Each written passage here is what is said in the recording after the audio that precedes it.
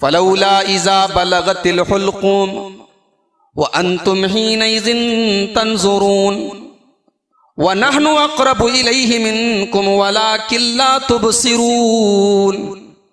मेरे बंदो, याद करो जब किसी के मरने का टाइम करीब आ जाता है, जब उसकी जान हलक तक पहुंच जाती है, उसकी रूह हलक तक पहुंच जाती है, व अंतुम हीनइज़िन तंज़ुरून, और तुम अपनी आंखों से उस मरने वाले की मौत का मंजर देख रहे होते हो।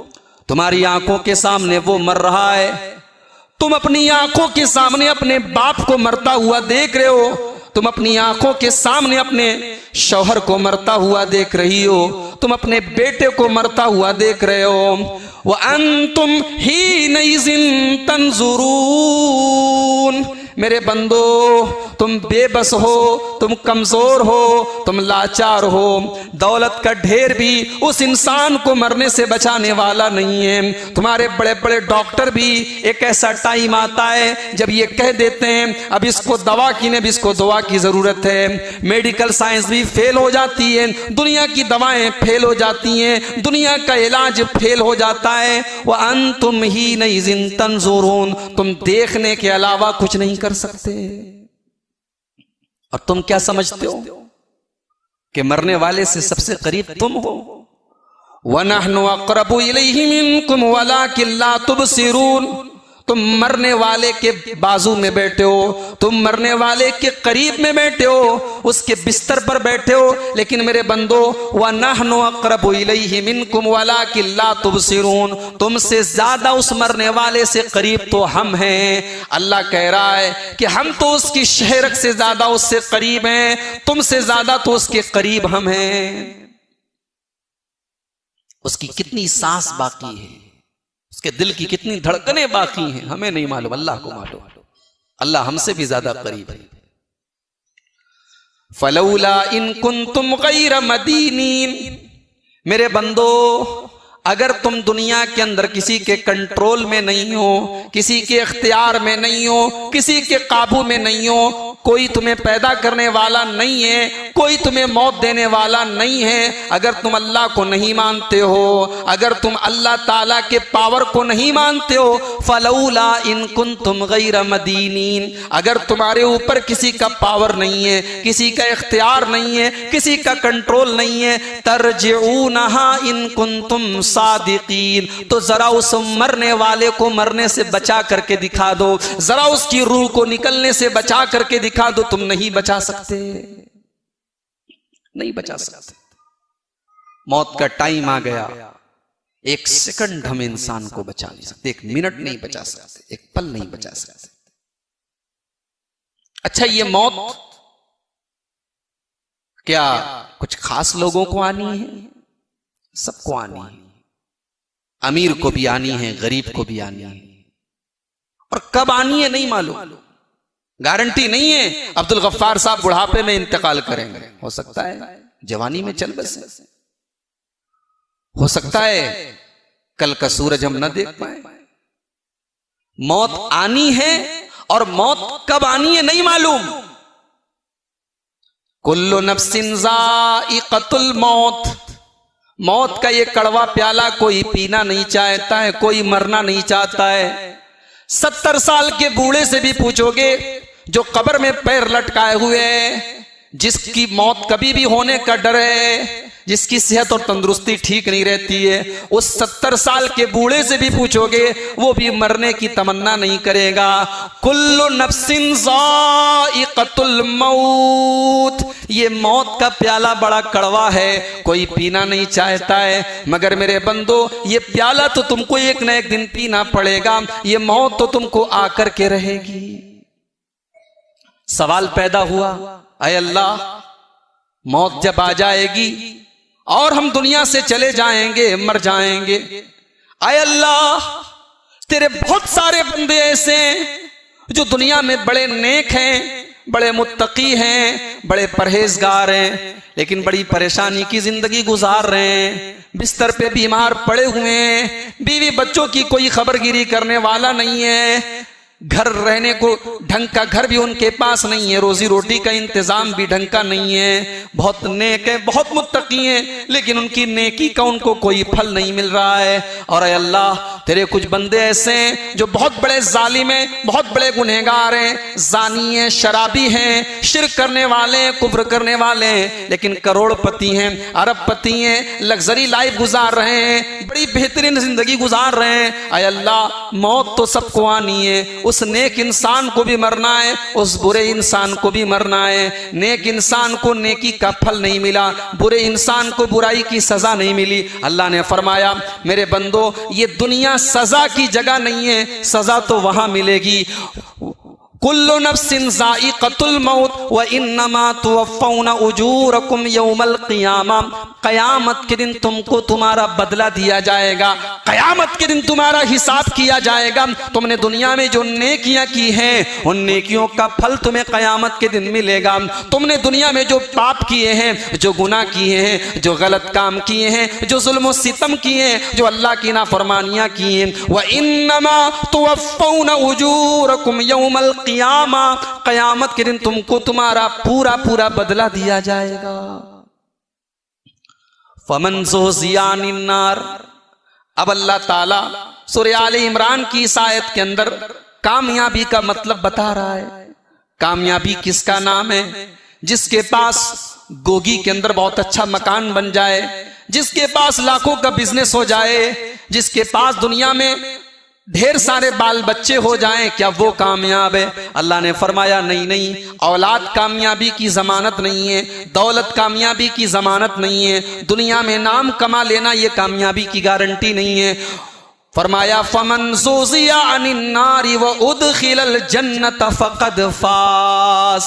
कल क़यामत के दिन जिसको हमारे अजाब से बचा लिया जाएगा, जिसको जहन्नम की आग से बचा लिया जाएगा और जिसको जन्नत में दाखिल कर दिया जाएगा, फ़क़द फ़ाज़, वही कामयाब है। वमल हयातुद दुनिया इल्ला मताउल गुरूर। और जिस दुनिया के चक्कर में तुम पड़े हुए हो, जिस दुनिया के धोखे में तुम पड़े हुए हो, इस दुनिया ने आज तक किसी के साथ वफा नहीं की है। ये दुनिया तो बेवफा है, ये दुनिया तो धोखेबाज है। वमल हयातुद दुनिया इल्ला मताउल गुरूर। ये दुनिया तो धोखे का सामान है। दुनिया से बड़ा कोई धोखेबाज नहीं। दुनिया ने किसके साथ वफा की? बड़े बड़े बादशाहों को भी मौत आई, बड़े बड़े अरबपतियों को भी मौत आई, जिनको अपनी बदन पे नाज था, अपनी ताकत पे नाज था, वो भी दुनिया से गए। जिनको अपनी दौलत पे गुरूर था, वो भी दुनिया से गए। फिरौन जैसा इंसान जो अपने आप को रब कहता था, अल्लाह ने पानी में डुबा करके मार दिया। कारून जैसा इंसान जिसके दौलत के खजाने इतने थे कि कुरान कहता है उसके खजानों की चाबियों को बड़े बड़े पहलवान उठाते थे, मर गया वो, अपने महल के साथ धंसा दिया गया जमीन के अंदर। दुनिया के अंदर इंसान बीवी बच्चों के लिए क्या क्या करता है? बीवी बच्चों को अच्छी जिंदगी देने के लिए इंसान हराम कारोबार भी करता है, सूद व ब्याज का काम भी करता है, हराम कमाई भी खाता है और बच्चों को खिलाता है। लेकिन मेरे प्यारे भाइयों, जिस दिन इंसान मर जाता है, जिस दिन उसका इंतकाल हो जाता है, बीवी भी उसको छोड़ देती है, बच्चे भी उसको छोड़ देते हैं। 2-4 दिन तक लोग रोते हैं, 2-4 दिन तक आंसू बहाते हैं, महीना 2 महीना बाप को याद करते हैं, शौहर को याद करते हैं। फिर हर आदमी अपनी जिंदगी में मसरूफ हो जाता है, न बीवी काम आती है, न बच्चे काम आते हैं। दुनिया में अगर हमें अल्लाह ने दौलत दी होती है तो अपने घर में एसी लगवाते हैं, अपने घर में कूलर लगवाते हैं, और लाइट चली जाए तो इन्वर्टर लगवाते हैं। मेरे प्यारे साथियों, दुनिया में लाइट चली जाए तो इन्वर्टर काम करता है, दुनिया में हवा न चले तो एसी काम करती है, कूलर काम करता है। जरा उस कब्र की जिंदगी के बारे में भी तसव्वुर करो, जहां हम सबको जाना है वहां कोई एसी न होगी, वहां कोई कूलर न होगा, वहां कोई इन्वर्टर न होगा, वहां हमारा बेटा हमारे काम नहीं आएगा, हमारी बीवी हमारे काम नहीं आएगी। हाँ, अगर हमने ईमान का रास्ता अपनाया होगा, हमने नेक अमल किया होगा, तो वही नेक अमल हमारे लिए एसी भी बन जाएगा, कूलर भी बन जाएगा। मौत इंसान की बेबसी की दलील है मेरे प्यारे साथी। अच्छा, दुनिया के अंदर कोई जगह ऐसी है जहां मौत नहीं आएगी? अल्लाह ने फरमाया नहीं। सूरह निसा के अंदर अल्लाह ने फरमाया ऐनमा तकूनु युद्रिकुमुल मौत वलौ कुंतुम फी बुरूजिम मुशय्यदा। तुम कोई महल बना लो, तुम कोई किला बना लो और लोहे की दीवारें खड़ी कर दो, हमारा मौत का फरिश्ता तुम्हारे लोहे के किले के अंदर, तुम्हारे शीश महल के अंदर भी पहुंच जाएगा। ऐनमा तकूनु युद्रिकुमुल मौत वलौ कुंतुम फी बुरूजिम मुशय्यदा। मेरे बंदो, मौत तो तुमको आएगी, तुम कहीं भी चले जाओ। और जब मौत आएगी ना, और इंसान अगर गुनहगार होगा, बदकार होगा, तो उसकी मौत भी बड़ी दर्दनाक होती है। अल्लाह ने नक्शा खींचा है सूरह अनाम के अंदर, वलौ तरा इज़्ज़ालिमून फी गमरातिल मौति वल मलाइकतु बासितू ऐदीहिम। काश के तुम वो मंजर देखो जब किसी जालिम की मौत का टाइम आता है, जब किसी गुनहगार और बदकार की मौत का टाइम आता है। वल मलाइकतु बासितू ऐदीहिम, फरिश्ते अपना हाथ बढ़ाते हैं, फरिश्ते अपना हाथ बढ़ाते हैं और कहते हैं अखरिजू अनफुसकुम, तुम अपनी जान निकालो, तुम अपनी रूह निकालो, तुम अपनी जान हमारे हवाले कर दो। अल यौमा तुजज़ौना अज़ाबल हूनि बिमा कुंतुम तक़ूलूना अलल्लाहि गैरल हक़्क़ी। तुम अल्लाह की नाफरमानी किया करते थे, तुम शिर्क किया करते थे, तुम अल्लाह के साथ शिर्क किया करते थे। आज तुम्हें बड़ी जिल्लत का अजाब दिया जाएगा, आज तुम्हें बड़ी परेशानी का अजाब दिया जाएगा। अच्छा, कुछ लोग बोलते हैं कि कब्र के अंदर जो अजाब होगा उसका कुरान में कहीं जिक्र नहीं है। बोलते इसलिए कब्र के अंदर अजाब नहीं होगा। कहते कुरान में कहां लिखा है कि कब्र में अजाब होगा? हदीस में आया है, हदीस तो सही भी होती है, ज़ईफ भी होती है। कुरान में कहां आया है? कुरान में यहां आया है, यहां सूरह अनाम के अंदर। ये कौन सा अजाब है जो रूह निकालने के टाइम फरिश्ते कह रहे हैं अल यौमा तुजज़ौना अज़ाबल हूनी, आज तुम्हें दर्दनाक अजाब दिया जाएगा, आज तुम्हें जलील करने वाला अजाब दिया जाएगा। ये वही अजाब कब्र होगा जिसका तस्करा कुरान के अंदर अल्लाह ताला फरमा रहा है। वैसे एक बात बताऊं, अजाब कब्र का तस्करा तो कुरान में आया है, अगर ना भी आया होता और हमारे प्यारे नबी जनाब मोहम्मद रसूलुल्लाह सल्लल्लाहु अलैहि वसल्लम की सही हदीसों में आया होता, तब भी हमारे लिए ईमान लाना जरूरी था। इसलिए कि कुरान और हदीस को हम अलग अलग करके नहीं देख सकते। कुरान और हदीस दोनों के मजमुए का नाम शरीयत है, दोनों के मजमुए का नाम कुरान है, इस्लाम है। कोई जरूरी नहीं है कि कुरान से कोई मसला साबित ना हो और हदीस से साबित हो तो हम नहीं मानेंगे। अभी मुहर्रम का महीना चल रहा है। मुहर्रम का महीना उन 4 महीनों में से एक है जिसको हुर्मत वाला महीना कहा जाता है। साल में कितने महीने होते हैं बोलो भाई? 12। 12 में 4 महीने हुर्मत वाले हैं। हुर्मत वाले मतलब 4 महीने ऐसे हैं जिसके अंदर गुनाह का काम करना, हराम काम करना बाकी 8 महीनों से ज्यादा खतरनाक है। गुनाह का काम तो कभी भी हराम है, लेकिन 4 महीने ऐसे हैं जिसका एहतराम और ज्यादा करना चाहिए, जिसकी अजमत और ज्यादा है। वो 4 महीने कौन कौन से? मुहर्रम का महीना, और इसके पहले मुहर्रम के पहले कौन सा महीना गया? जिलहिज्जा। उसके पहले जिलकादा, जिलहिज्जा, मुहर्रम, ये 3 कंटिन्यू आते हैं, लगातार आते हैं। और एक महीना रजब है जो शाबान के पहले आता है।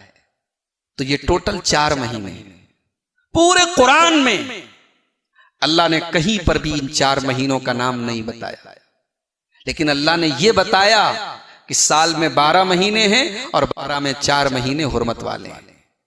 इन्ना इद्दतश्शुहूरि इंदल्लाहि इस्ना अशरा शहरन फी किताबिल्लाहि यौम खलक़स समावाति वल अर्ज़। महीनों की तादाद अल्लाह ताला के यहाँ 12 है। मिनहा अरबातुन हुरुम, और 12 महीनों में 4 महीने हुर्मत वाले हैं। पूरा 30 पारे का कुरान उठा डालो, 12 महीनों का नाम आपको कुरान में कहीं पर भी नहीं मिलेगा।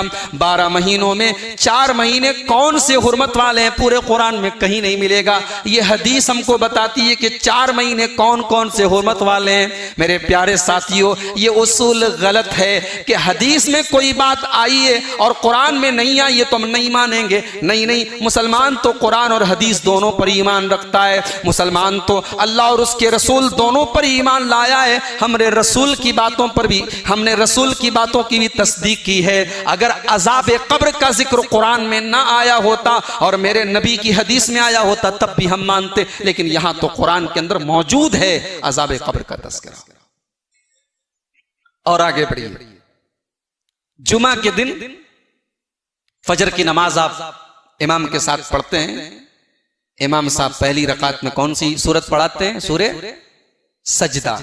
सूरे सजदा के अंदर अल्लाह ने फरमाया, कुल यतवफ्फाकुम मलकुल मौतिल्लज़ी वुक्किला बिकुम। ऐ नबी, आप ऐलान कर दीजिए, बता दीजिए कि मौत का फरिश्ता तुम्हारी रूह को कब्ज करने के लिए मुतय्यन कर दिया गया है। मौत का फरिश्ता तुम्हारी रूह को कब्ज करेगा। सुम्मा इला रब्बिकुम तुरजाऊन, फिर तुम्हें अपने रब के पास लौट करके जाना है। अच्छा, ये मौत अल्लाह के नबियों को भी आई और अल्लाह के नबियों को भी नहीं पता कि मौत कब आएगी। अल्लाह के एक बहुत बड़े पैगंबर गुजरे हैं, बहुत जलील कद्र पैगंबर गुजरे हैं, हजरत सुलेमान अलैहिस्सलाम।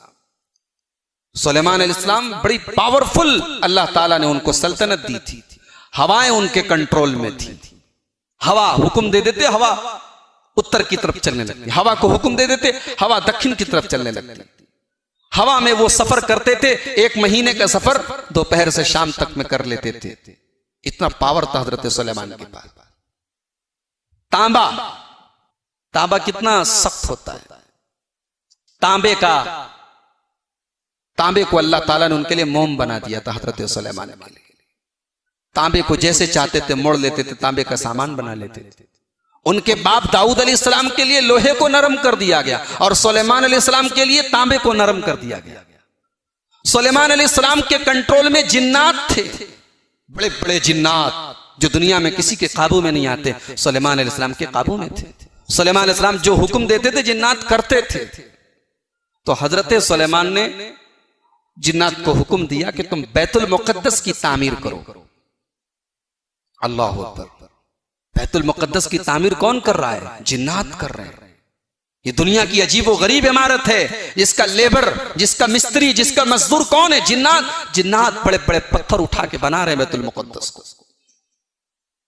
हजरत सुलेमान अलैहिस्सलाम खड़े होकर के इंस्ट्रक्शन दे रहे हैं, हुक्म दे रहे हैं कि इस पत्थर को यहां पे लगा दो, ये दीवार ऐसी बना दो, ये छत ऐसी बना दो। और जिन्नात बैतुल मुक़द्दस की तामीर का काम कर रहे हैं। अभी ये काम चल ही रहा है। सुलेमान अलैहिस्सलाम अपनी लाठी लेकर के लाठी पर टेक लगा करके खड़े हुए हैं और इंस्ट्रक्शन दे रहे हैं कि बैतुल मुक़द्दस की तामीर करो। फलम्मा क़दैना अलैहिल मौता मा दल्ला अला मौतिही इल्ला दाब्बतुल अर्ज़ि ताकुलु मिन साता। कुरान कहता है कि हजरत सुलेमान की मौत का टाइम आ गया। सुलेमान अलैहिस्सलाम लाठी लेकर के खड़े हुए हैं और जिन्नात को हुक्म दे रहे हैं और इसी दौरान उनको मौत आ जाती है। हजरत सुलेमान खड़े खड़े इंतकाल कर जाते हैं, उनके बदन से रूह निकल जाती है और लाठी के सहारे उनकी बॉडी, उनकी डेड बॉडी लाठी के सहारे खड़ी हुई है। जब हजरत सुलेमान की लाठी को कीड़े ने खा लिया, घुन ने खा लिया, जब उनकी लाठी कीड़े ने खा करके खत्म कर दी और सुलेमान अलैहिस्सलाम की डेड बॉडी जमीन पर आ गई। फलम्मा खर्रा जब उनकी बॉडी जमीन पर आ गई, उनका बदन जमीन पर गिर गया, तबय्यनतिल जिन्नु अल्लौ कानू यालमूनल गैब मा लबिथू फिल अज़ाबिल मुहीन। तो जिन्नात को भी पता चल गया कि हमें गैब का कोई इल्म नहीं है। अगर हमें पता होता सुलेमान को मौत आ चुकी है तो उनके मरने के बाद भी हम खड़े होकर के काम न कर रहे होते, हम मजदूरी न कर रहे होते, हम उनके इंस्ट्रक्शन पर काम न कर रहे होते। हमें गैब की बात मालूम नहीं, हमें मालूम नहीं कि मौत कब आएगी। तो मौत कब आएगी इसका ताल्लुक गैब से है मेरे प्यारे साथी। 5 चीजें ऐसी हैं जिनका ताल्लुक गैब से है। 5 चीजों की जानकारी किसी को नहीं। इन्नल्लाह इंदहु इल्मुस्साअह, कयामत कब आएगी सिर्फ और सिर्फ अल्लाह को मालूम है। व युनज़्ज़िलुल गईस, बारिश कब होगी, कितनी होगी, कहां होगी, अल्लाह को मालूम है। हमारे यूपी के अंदर बारिश नहीं हो रही, गर्मी है, लोग परेशान हैं। और बंबई के अंदर इतनी बारिश हो रही है, ट्रेन नहीं चल पा रही है, फ्लाइट नहीं उड़ पा रही है, एयरपोर्ट पर पानी भरा, स्टेशन पर पानी भरा, रोडों पर पानी भरा। पानी कब कितना बरसेगा, कहां बरसेगा, किसी को नहीं मालूम। मौसम का जो विभाग है, जो वेदर रिपोर्ट देने वाले, वो एक अंदाजा लगाते हैं। हाँ, आज यादगिर के अंदर बारिश होगी, आज बीजापुर में बारिश नहीं होगी, आज कर्नाटक में बारिश होगी। वो एक तखमीना लगाते, एक अंदाजा लगाते, उनका अंदाजा गलत भी होता है। वयअलमु मा फिल अरहाम, और मां के पेट में पलने वाला बच्चा क्या है ये भी अल्लाह को मालूम है। ये अलग बात है, मेडिकल साइंस बता देती है कि लड़का है या लड़की है। मेडिकल साइंस सोनोग्राफी के जरिए और अल्ट्रासाउंड के जरिए बता देती है कि रहम मादर में पलने वाला लड़का है या लड़की है। मगर मेडिकल साइंस भी एक मखसूस टाइम के बाद बताती है, उसके पहले मेडिकल साइंस भी नहीं बता पाती। और मेडिकल साइंस सिर्फ ये बताती है कि लड़का है या लड़की है।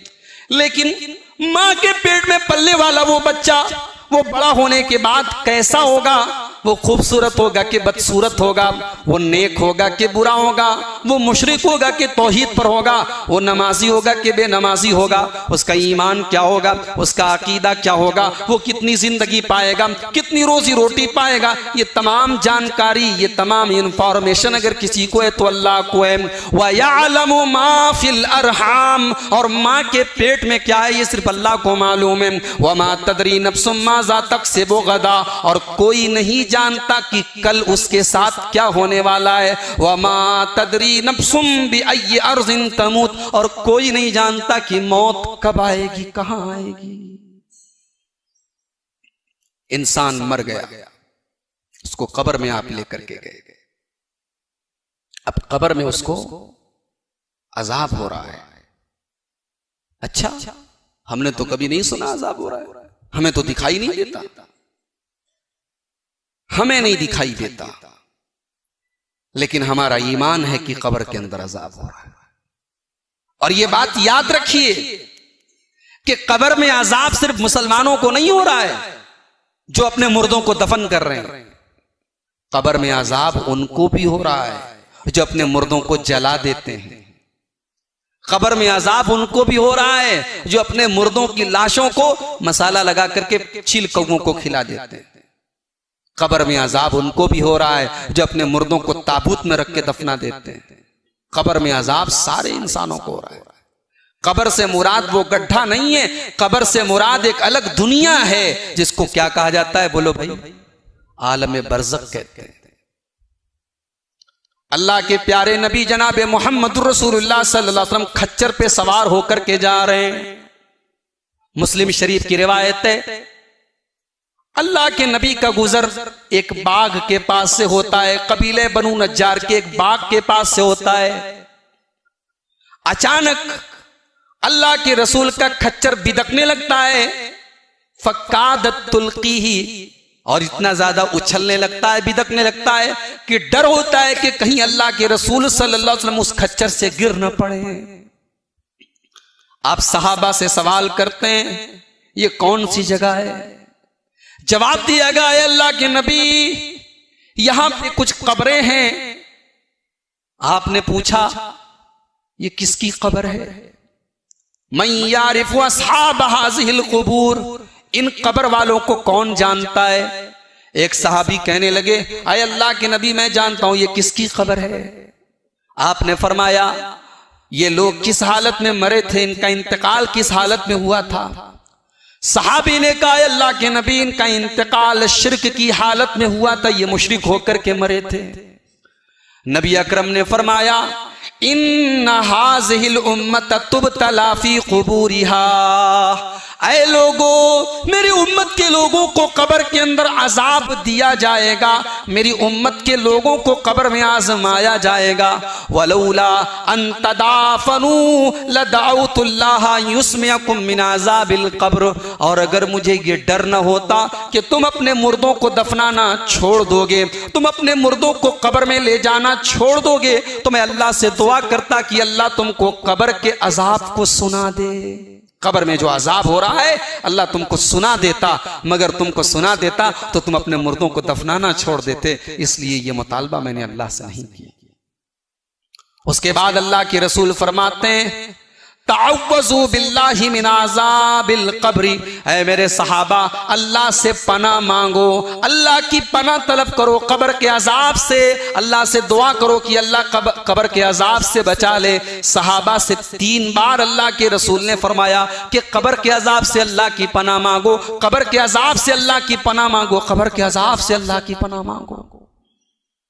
और यही वजह है कि हमारे प्यारे नबी ताजदार मदीना अहमद मुस्तफ़ा मोहम्मद मुज्तबा सल्लल्लाहु अलैहि वसल्लम अपनी नमाज की के तशहुद में और आखिरी कादे में जब बैठते थे तो आप ये दुआ पढ़ते थे, अल्लाहुम्मा इन्नी औज़ु बिका मिन अज़ाबिल क़ब्र, ऐ अल्लाह मैं तेरी पनाह चाहता हूं कब्र के अजाब से। कब्र के अजाब से पनाह मांगते थे अल्लाह के नबी।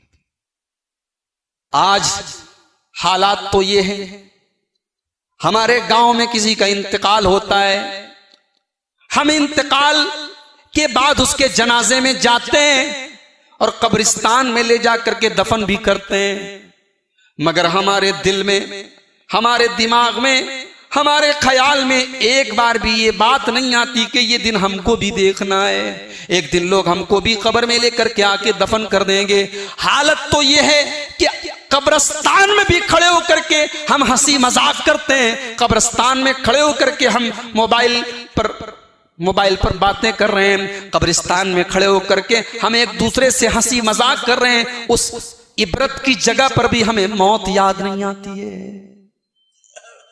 कब्रिस्तान कौन सी जगह है? जरा उस्मान गनी रजी अल्लाह तआला अन्हु से जाकर के कोई सवाल करे। उस्मान गनी रजी अल्लाह तआला अन्हु जब कब्रिस्तान के पास से गुजरते थे, जब कोई कब्र देखते थे, ज़ारो कतार और रोने लगते थे, आंखों से आंसू बहने लगते थे।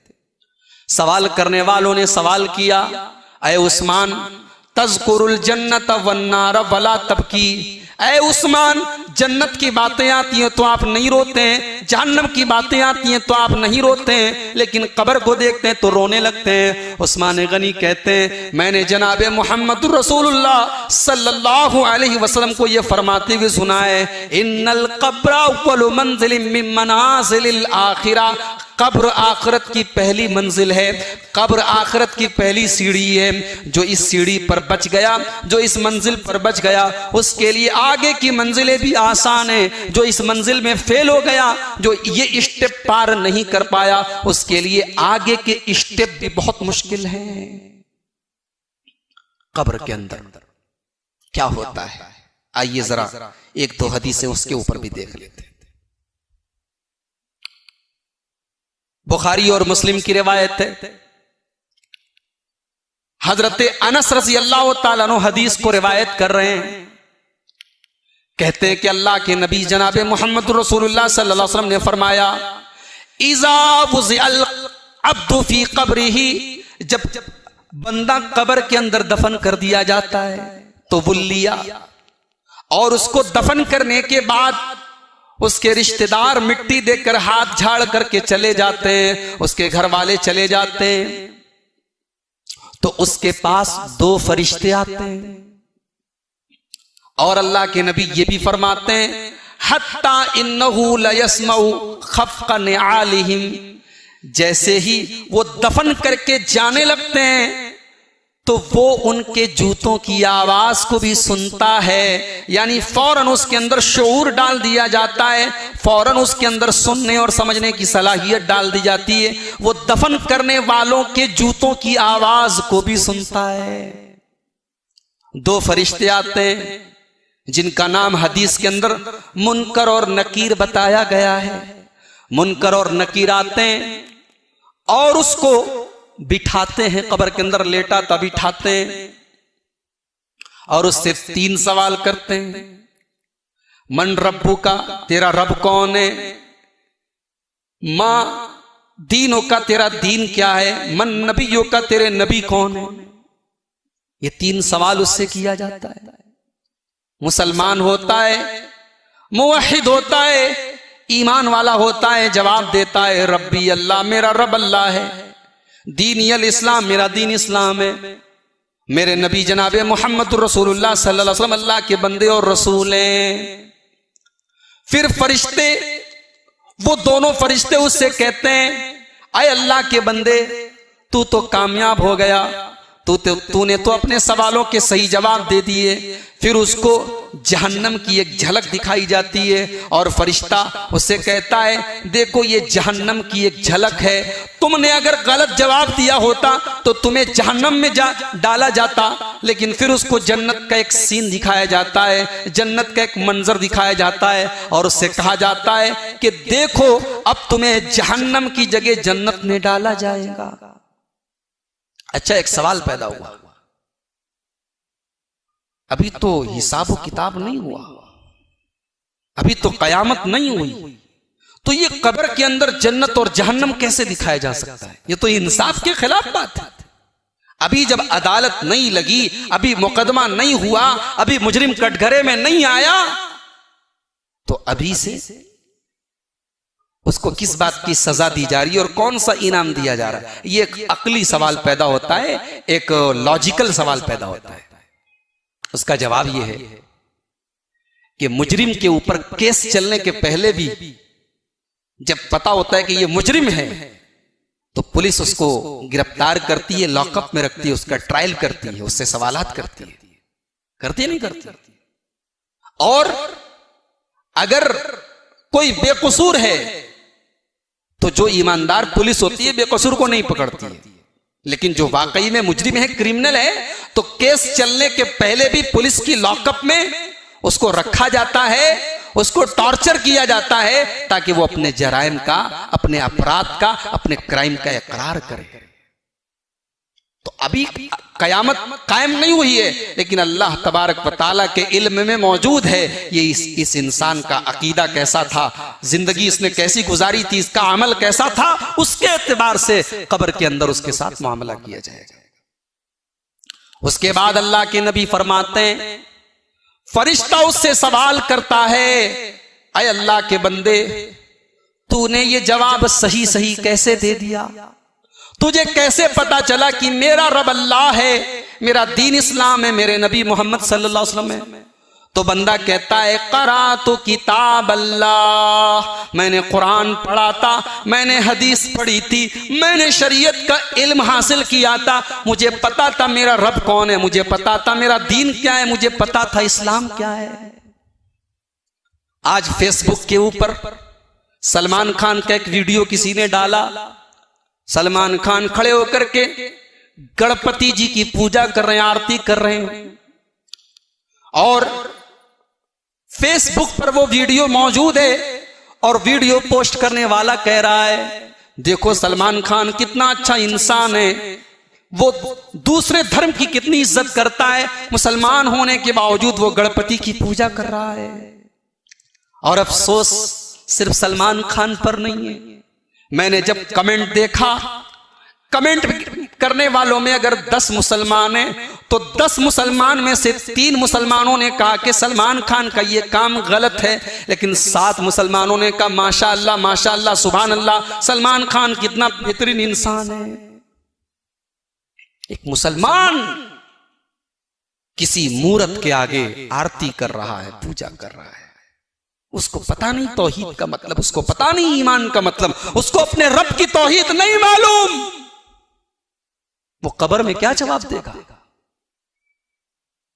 कौन बनेगा करोड़पति के अंदर इंदौर का एक मुसलमान नौजवान आसिम चौधरी नाम का पहुंचता है, जो बहुत पढ़ा लिखा है, बैंक के अंदर मैनेजर है।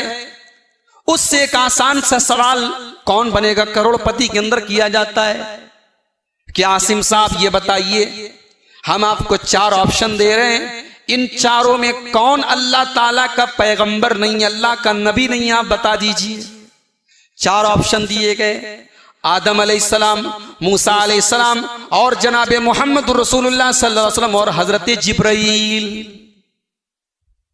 आसान सा सवाल है, जरा सी भी अगर इस्लाम की नॉलेज होती तो एक मामूली सा बच्चा भी जवाब दे सकता है, मगर 25 साल का एक नौजवान, एक पढ़ा लिखा नौजवान, एक वेल एजुकेटेड नौजवान इस आसान सवाल का जवाब नहीं दे पाया। उसने कहा कौन बनेगा करोड़पति के उस शो के अंदर उसने कहा मुझे इस सवाल का जवाब नहीं आता है, सवाल को बदल दिया जाए। ये आज एक मुसलमान के इल्म का हाल है। उसे बैंक के बारे में पूरी जानकारी है, वो MBA भी कर रहा है, वो इंजीनियर भी बन रहा है, वो डॉक्टर भी बन रहा है। मेरे प्यारे साथियों, इस्लाम आपको मना नहीं करता, आप हायर एजुकेशन हासिल करें, आप इंजीनियर बने, आप डॉक्टर बने, आप IAS ऑफिसर बने, आप पुलिस ऑफिसर बने, लेकिन अपने रब को तो पहचाने, अपने नबी को तो पहचाने, अपने दीन को पहचाने, कम से कम कब्र के सवालों का जवाब तो दे सके। नहीं जवाब दे पाया, तौहीद का मतलब नहीं मालूम। अभी हमारे डॉक्टर इम्तियाज साहब आए हैं शोरापुर के, उन्होंने बीजापुर का कोई वाकया बयान किया कि मस्जिद का इफ्तिताह हो रहा है लक्ष्मी की पूजा के जरिए। और एक बात मैं और बता देता हूं, कोई इसका यह मतलब ना समझे कि हम दूसरे मजहब वालों को बुरा कहते हैं। हिंदू मजहब पर जो लोग अमल करते हैं, जो लोग हिंदू मजहब को मानते हैं, हम उन्हें अपना भाई मानते हैं, इंसानी रिश्ते के एतबार से हमारे भाई, हम उनके मजहब को बुरा भला नहीं कहते। लेकिन किसी के मजहब की इज्जत करना, इसका यह मतलब नहीं है कि हम अपने दीन और ईमान से समझौता करें। हमारी शरीयत ने हमको यह नहीं सिखाया। हम हिंदुओं के साथ मिलें, बैठें, उनके साथ ताल्लुकात रखें, उनके साथ इंसानियत का सलूक करें, अच्छा सलूक करें, उनकी खुशी और गम में शामिल हो, मगर इसका कतान ये मतलब नहीं है कि हम मस्जिद का इफ्तिताह लक्ष्मी की पूजा से करवाएं। इसका ये बिल्कुल मतलब नहीं है कि हम गणपति जी की पूजा करें, हिंदू अपने मजहब पर अमल करे। हम उससे ये नहीं कहते तुम नमाज पढ़ो, हम उसको इस्लाम की दावत देंगे, इस्लाम कबूल कर लो, इस्लाम के अंदर आ जाओ, ठीक है, नमाज पढ़ो। एक हिंदू अपने मजहब पर अमल करके अच्छा हिंदू रह सकता है, तो एक मुसलमान भी अपने मजहब पर अमल करके एक अच्छा मुसलमान रह सकता है। एक अच्छा मुसलमान बनने के लिए हिंदू मजहब या दूसरे मजहब का काम करने की जरूरत नहीं है। मेरे भाइयों, ये बात आपके दिमाग में अच्छी तरीके से बैठ जानी चाहिए। तो इल्म नहीं है, कुरान नहीं पढ़ते, हदीस नहीं पढ़ते, शरीयत का इल्म हासिल नहीं करते, तकरीर होती है, उलमा के बयान होते हैं, लोग बयानों में और उलमा के तकरीरों में शामिल नहीं होते, दीन के बारे में जीरो है, जीरो। यही वजह है कि अल्लाह के नबी फरमाते हैं जब कब्र में सवाल किया जाएगा तेरा रब कौन है, तो जिसने शरीयत का इल्म हासिल नहीं किया है, जिसका ईमान सही नहीं है, जिसका अमल सही नहीं है, जिसके पास तौहीद नहीं है, वो कहेगा हा हा ला अदरी, हाय हाय मैं नहीं जानता, मुझे नहीं मालूम। सवाल किया जाएगा तेरे नबी कौन है, हा हा ला अदरी, हाय हाय मैं नहीं जानता। सवाल किया जाएगा तेरा दीन क्या है, हा हा ला अदरी मैं नहीं जानता। और एक रिवायत में ये अल्फाज हैं, कुन तो अकूलू मा यकूलुन्नास, मुझे कुछ नहीं पता, मैं तो वही कहता था जो लोग कहते थे। अभी शोरापुर से आ रहा हूं, एक नौजवान लड़का मिला, कहने लगा मौलवी साहब आशूरा की नमाज पढ़ते हैं क्या? मैंने कहा आशूरा की नमाज, ये कौन सी नमाज है? बोले हमारे यहां मस्जिद में बड़े बड़े पोस्टर लगे हुए हैं, 10 रकात नमाज पढ़ी जाएगी और हर रकात में 15 बार कुल वल्लाहु अहद पढ़ा जाएगा और 10 बार दरूद शरीफ पढ़ा जाएगा और 10 रकात नमाज पढ़ करके उसका सवाब हजरत हुसैन को बख्शा जाएगा। मस्जिद में पोस्टर लगा है, लोग पढ़ रहे हैं, कोई पूछने वाला नहीं कि ये कौन सी नमाज है, जिस हुसैन के नाम पर यह नमाज पढ़ी जा रही है उस हुसैन को तो पता भी नहीं इस नमाज के बारे में। हुसैन के नाना जनाबे मोहम्मद रसूलुल्लाह सल्लल्लाहु अलैहि वसल्लम के दीन में ऐसी कोई नमाज नहीं है, मगर लोग कर रहे हैं। तो कब्र में क्या कहेगा? मैं तो वही करता था जो लोग करते थे। लोग ताजिया उठाते थे, मैं ताजिया उठाता था। लोग मातम करते थे, मैं मातम करता था। लोग तावीज पहनते थे, मैं तावीज पहनता था। लोग मज़ारों और दरगाहों पे सर झुकाते थे, मैं मज़ारों और दरगाहों पे सर झुकाता था। कुरान में है कि नहीं, हदीस में है कि नहीं, रब ने कहा है कि नहीं, नबी ने कहा है कि नहीं, इससे कोई मतलब नहीं है। मैं तो वही करता था जो लोग करते थे। अल्लाह। अच्छा, वो आशूरा की 10 रकात नमाज पढ़ के आया। मैंने पूछा रोजा हो तुम? बोला नहीं, रोजा तो नहीं है। जो काम नबी ने करने का हुक्म दिया, हमारे यहां मुहर्रम की 10 तारीख को हजरत हुसैन के नाम पे खिचड़ा बनाते हैं। यूपी के अंदर, बनारस के अंदर खिचड़ा जानते हैं आप लोग? खिचड़ा पता नहीं आपके यहां होता है कि नहीं। वो गोश्त को और चावल को और दाल वगैरह को मिला करके एक डिश बनती है। जैसे आपके यहाँ हरीस बनता है या दलीम बनता है, वैसे हमारे यहाँ खिचड़ा होता है। तो मुहर्रम की 10 तारीख को बड़े धूमधाम से खिचड़ा बनता है और लोग खाते हैं। जिस दिन हुसैन के नाना ने रोजा रखने का हुक्म दिया, जिस दिन हजरत हुसैन खुद रोजा थे, हुसैन के नाम पे आज खिचड़े खाए जा रहे हैं, हरीस खाए जा रहे हैं, दावतें हो रही हैं। अल्लाह। कुन्तु अक़ूलु मा यक़ूलुन नास। कब्र के अंदर कहेगा आदमी, मेरे पास शरीयत का इल्म नहीं, मैंने कुरान नहीं पढ़ा, मैंने हदीस नहीं पढ़ी, मैं तो वो करता था जो लोग करते थे। अल्लाह के नबी फरमाते फयुज़रबु बिमित्रक़तिम मिन हदीदिन, एक लोहे की हथौड़ी से उसके सर पर मारा जाएगा। कहां मारा जाएगा? ज़रबतन बैन उज़नई, दोनों कानों के बीच में, यानी सर के ऊपर भेजे के पास, दिमाग के नीचे, सर के ऊपर गुद्दी के पास उस हथौड़े से मारा जाएगा। फयसीहु सैहतन, और इतनी जोर से मारा जाएगा कि वो चिल्लाएगा, लेकिन उसके चिल्लाने की आवाज इंसान और जिन्नात को सुनाई नहीं देगी। जानवर तो सुनेंगे, परिंदे तो सुनेंगे, मगर इंसान और जिन्नात को उसकी आवाज सुनाई नहीं देगी। फयस्मउहा मन यलीहा इल्ला सकलैन, इंसान और जिन्नात को छोड़ के सारी मखलूकात को उस अजाब कब्र की आवाज सुनाई देगी। अल्लाह अकबर। वो अजाब होगा मेरे भाई। हमारा ईमान अगर सही है, हमारा अमल अगर सही है, तो अल्लाह के रसूल कहते हैं, कहा जाएगा अलबिसूहु मिन लिबासिल जन्नह, इसका कफन का कपड़ा, एक दुनिया से एक मामूली सा कफन पहन करके आया था, इसको जन्नत का लिबास पहनाया जाए। उसको मिट्टी के बिस्तर पे दुनिया में हम लेटाते हैं, लेकिन अगर उसका ईमान सही, अमल सही है, तो कहा जाएगा अफरिशुहु मिन फिराशिल जन्नह, इसको जन्नत का बिस्तर इसके लिए लाया जाए। अल्लाह अकबर। जन्नत का बिस्तर लाया जाएगा, जन्नत की खिड़की खोली जाएगी, जन्नत की हवाएं आएंगी, जन्नत का लिबास उसको कब्र में पहनाया जाएगा। और अगर ईमान नहीं है, तौहीद नहीं है, अकीदा सही नहीं है, अमल सही नहीं है, तो कहा जाएगा अफरिशुहु मिन फिराशिन नार, जहन्नम की आग का बिस्तर लगा दिया जाए। अलबिसूहु मिन लिबासिन नार, जहन्नम का कपड़ा इसको पहनाया जाए। वफ्तहू लहू बाबम मिनन नार, जहन्नम का दरवाजा इसके लिए खोल दिया जाए। जहन्नम की गरम गरम हवाएं इसको महसूस होनी चाहिए। अल्लाह हम सब की हिफाजत फरमाए। वक्त ज्यादा हो रहा है, ये कब्र के ताल्लुक से चंद बातें थी। अब अपने टॉपिक के दूसरे पहलू की तरफ हम आगे बढ़ते हैं। कब्र के बाद अब नंबर आता है हश्र का। कयामत के दिन अल्लाह तबारक व तआला के हुक्म से हजरत इसराफील अलैहिस्सलाम सूर फूकेंगे, और 3 बार सूर फूकेंगे। पहली बार जब सूर फूकेंगे तो सारी दुनिया के लोग घबरा जाएंगे। वयौम युनफ़क़ु फ़िस्सूरी फ़फ़ज़िअ मन फ़िस्समावाति व मन फ़िल अर्ज़ि इल्ला मन शाअ अल्लाह। जब पहली बार हजरत इसराफील अलैहिस्सलाम सूर फूकेंगे तो सारी दुनिया के लोग घबरा जाएंगे, सारी दुनिया के लोग परेशान हो जाएंगे। इल्ला मन शाअ अल्लाह, मगर अल्लाह के जो नेक बंदे होंगे, जो मोमिन बंदे होंगे, उनके दिल को अल्लाह ताला सुकून से रखेगा, बाकी सारे लोग परेशान हो जाएंगे। फिर इसराफील अलैहिस्सलाम दूसरी बार सूर फूकेंगे, वनुफिक़ फिस्सूरी फसइक़ मन फिस्समावाति व मन फिल अर्ज़, तो सारे लोग मर जाएंगे, सबको मौत आ जाएगी। इल्ला मन शा अल्लाह, सिवाय उसके जिसको अल्लाह चाहे।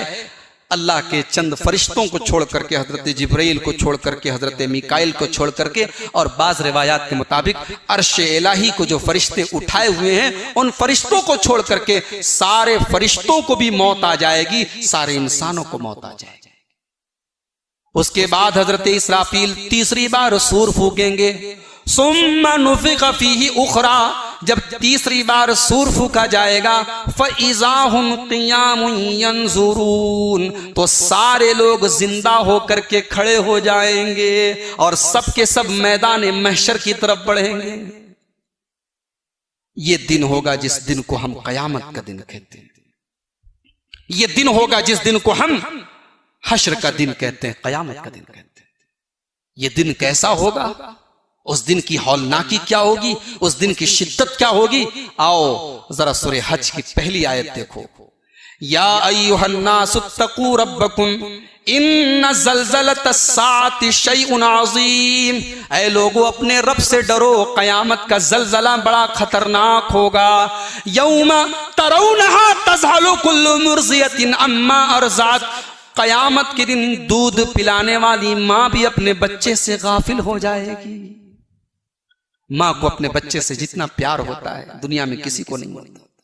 और बच्चा अगर दूध पीता बच्चा हो तो बच्चा माँ के बगैर नहीं रह सकता, माँ बच्चे के बगैर नहीं रह सकती।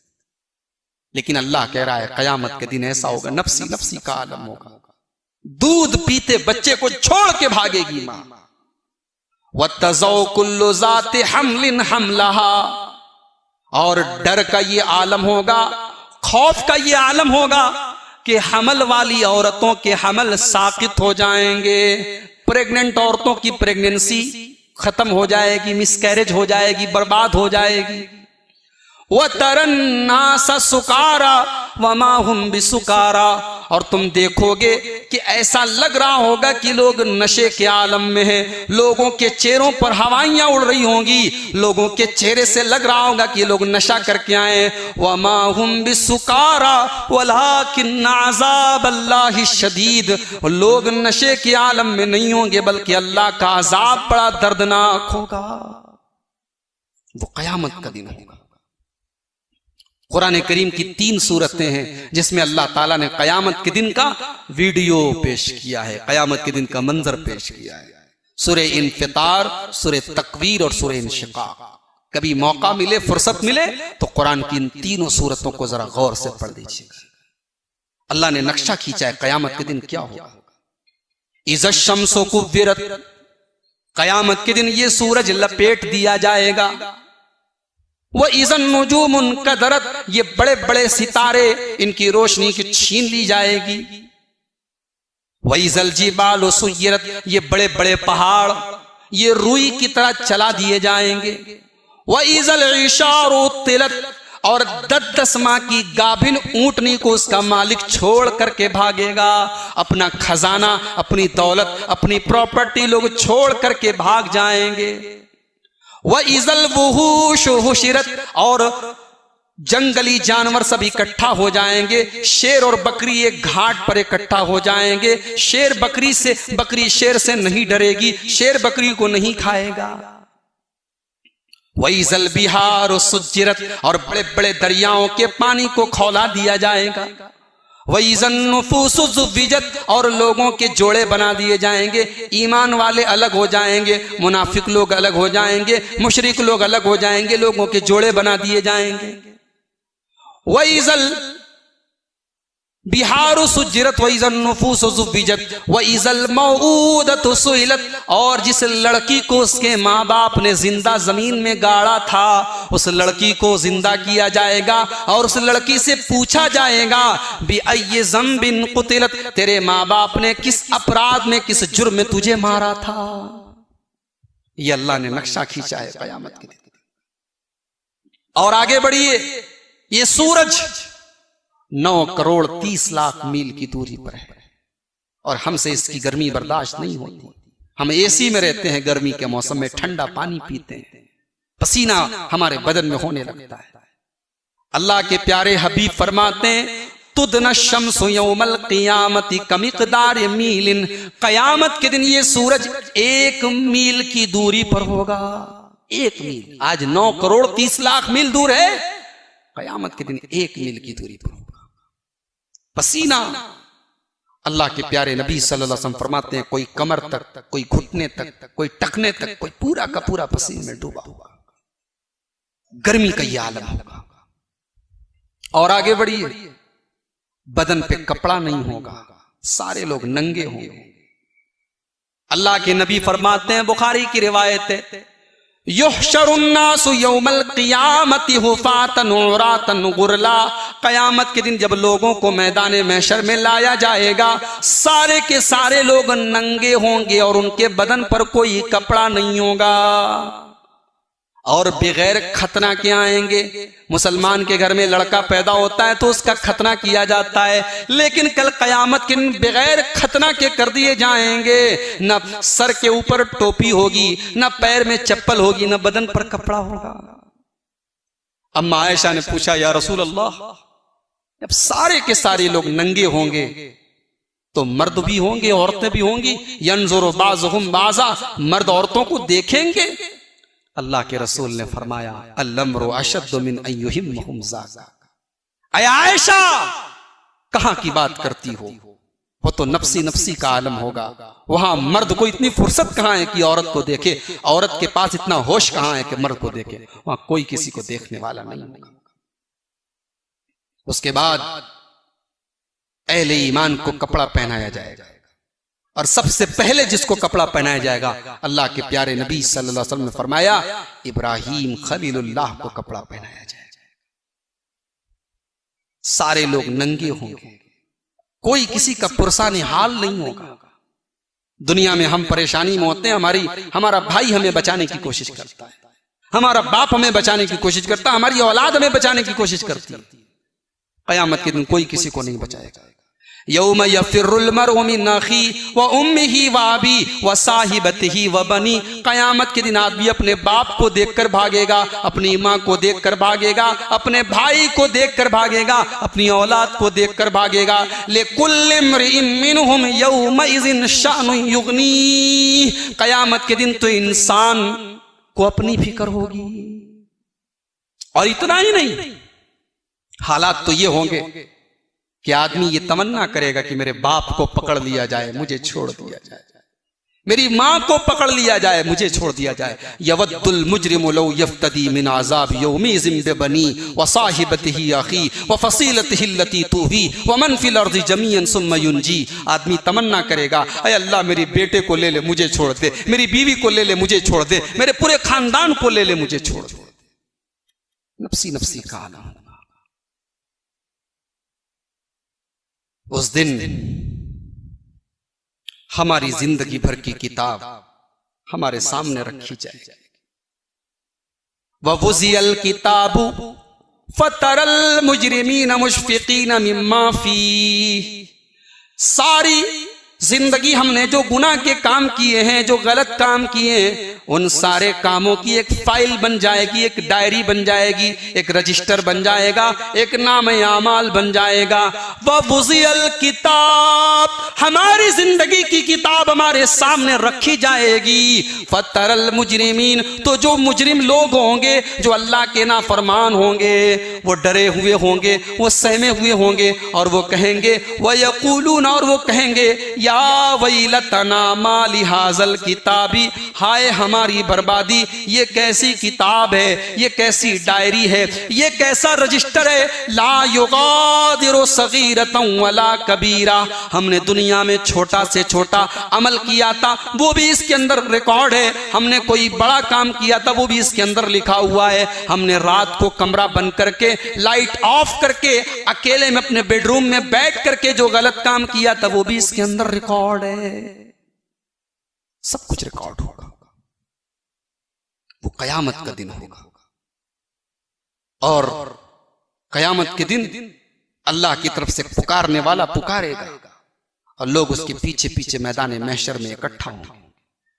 यौमइज़िन यत्तबिऊन अद्दाइय ला इवज लहू, पुकारने वाले के पीछे पीछे लोग बढ़ेंगे, न कोई दाएं जाएगा न बाएं जाएगा, हाँकने वाला जिधर लेके जा रहा है सब लोग उधर जाएंगे। व खशातिल अस्वातु लिर्रहमान, और रहमान के सामने किसी की मजाल नहीं होगी कि बात करे, कोई बात नहीं करेगा। फला तस्मो इल्ला हमसा, लोग आपस में खुसुर फुसुर करेंगे, लोग आपस में सरगोशी करेंगे, लेकिन अल्लाह की बारगाह में कोई बोलने के लिए तैयार नहीं होगा। फिर हिसाब किताब होगा, फिर नाम आमाल रखा जाएगा, हमारी जिंदगी भर के करतूत रखे जाएंगे। फअम्मा मन ऊतिया किताबहु बियमीनिही, अगर हमारा नाम आमाल हमारे दाहिने हाथ में दे दिया जाएगा। अच्छा, दुनिया में स्कूल में बच्चा पढ़ता है तो स्कूल में उसको रिजल्ट दिया जाता है, उसको मार्कशीट दी जाती है।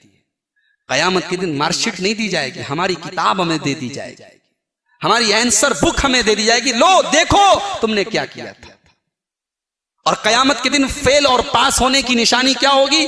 जो पास होगा उसका नाम आमाल राइट हैंड में, और जो फेल होगा उसका नाम आमाल लेफ्ट हैंड में दिया जाएगा।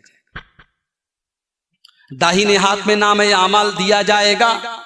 इंसान कहेगा हा मुक़रऊ किताबिया, ऐ लोगो ये मेरी किताब पढ़ लो। इन्नी ज़नन्तु अन्नी मुलाक़िन हिसाबिया, मुझे यकीन था मुझे मेरा हिसाब मिलेगा।